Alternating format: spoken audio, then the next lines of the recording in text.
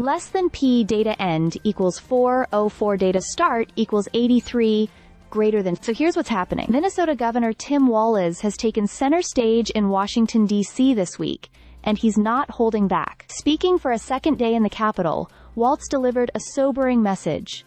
America, he says, is moving toward authoritarianism, and he's sounding the alarm now, before it's too late. Less than tap data end equals 86. O data start equals 406 greater than.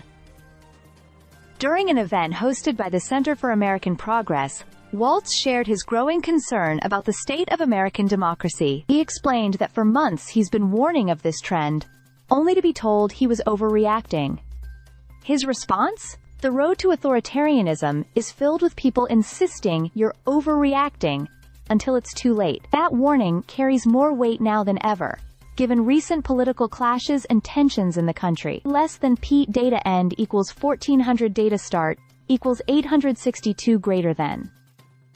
His remarks came just a day after a contentious testimony before the House Oversight Committee, where he and fellow Democratic governors Kathy Hochul and J.B. Pritzker defended their state's sanctuary policies. Walz reminded lawmakers that immigration enforcement is a federal duty, not something state governments are equipped or constitutionally mandated to handle. Still, the Republican-led committee tried to paint the governor's policies as reckless, in what Walz called a political show aimed at pleasing former President Donald Trump. Less than P data end equals 1844. Data start equals 1402, greater than, and that's where things escalated.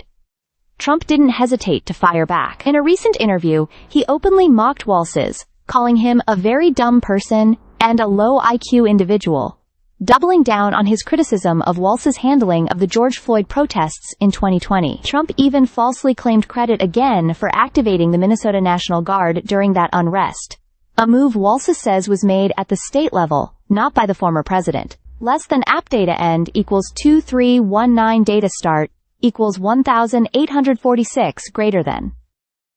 But Walz didn't just focus on Trump's words. He zeroed in on what he believes is a bigger picture. He spoke passionately about how the Democratic Party needs to push back harder. He criticized what he sees as a timid response to real threats, saying the days of sternly worded letters are over. To him, Democrats must defend both legal processes and humanitarian values, particularly around issues like immigration, healthcare, and the treatment of marginalized communities. Less than EAP data end equals 2675 data start equals 2321 greater than. One particularly striking moment was when he recounted how Senator Alex Padilla was reportedly tackled and handcuffed by federal agents during a press event. To Walz, that incident perfectly illustrated the disconnect. While he and others were being grilled for protecting immigrants' rights, a sitting senator was being manhandled for simply showing up. Less than P data end equals 312, O data start equals 2677 greater than. He also encouraged Democrats to adopt bolder communication strategies. From town halls in rural states to sharp online messaging, Walz says the center-left needs to better occupy the media space, especially when going up against political figures who suck up all the oxygen, like Trump or Elon Musk. He even credited his own trolling tactics, like labeling Trump and his allies weird, as a way to connect with voters and call out hypocrisy. Less than P data end equals 349, O data is last node equals data is only node equals data start equals 3122 greater than. Whether or not Walz will run for a third term is still up in the air.